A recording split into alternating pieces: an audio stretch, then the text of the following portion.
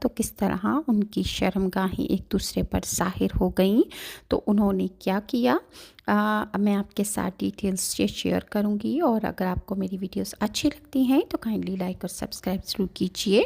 بعض علماء فرماتے ہیں کہ جس جنت میں حضرت آدم کو رکھا گیا وہ جنت الخلد یعنی ہمیشہ کی زندگی والی جنت نہیں تھی، کیونکہ انہیں ایک درخت کا پھل کھانے سے منع کیا گیا تھا۔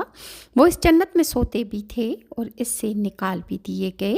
نیز اس جنت میں ان کے پاس ابلیس آیا، تو ان تمام امور سے معلوم ہوتا ہے کہ وہ جنت الماوا نہیں تھی۔ ایک اور قول کے مطابق وہ جنت آسمان میں تھی، کیونکہ اللہ نے انہیں اس سے نیچے اتارا۔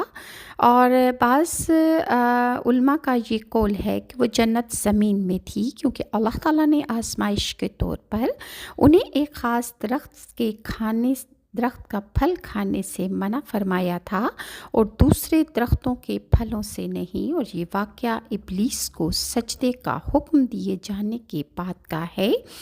اور یقینی بات ہے کہ جب ابلیس نے آدم کو سجدہ کرنے سے انکار کیا تو اللہ نے اسے جنت سے نکل جانے کا حکم دے دیا، اور یہ حکم قانونی حکم کی حیثیت نہیں رکھتا تھا کہ جس کی تعمیل بھی ممکن ہوتی۔ اور سورہ اعراف میں اللہ تعالیٰ کا ارشاد ہے کہ اس سے اتر جا، تجھے کوئی حق نہیں کہ تو اس میں رہ کر تکبر کرے۔ یہ شیطان کے لیے بولا گیا، اور سورہ اعراف کی آیت نمبر 7 میں ارشاد فرمایا، سو اس سے نکل جا کیونکہ تو مردود ہے۔ سورہ زمر کی آیت نمبر 77 میں اللہ کا ارشاد ہے کہ جنت میں اس سے مراد جنت یا آسمان یا درجہ ہے جو بھی لے لیا جائے۔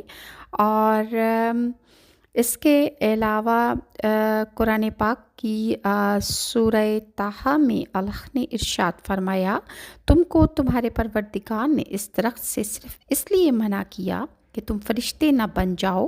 یہ شیطان نے جب حضرت آدم علیہ السلام کو ورغلایا تو اس نے اس وقت انہیں کہا کہ اللہ نے تمہیں درخت کا پھل کھانے سے اس لیے منع فرمایا کہ تم کہیں فرشتے نہ بن جاؤ یا ہمیشہ زندہ نہ رہو۔ اور شیطان ان سے قسمیں کھا کر کہنے لگا کہ میں تو تمہارا خیر خواہ ہوں۔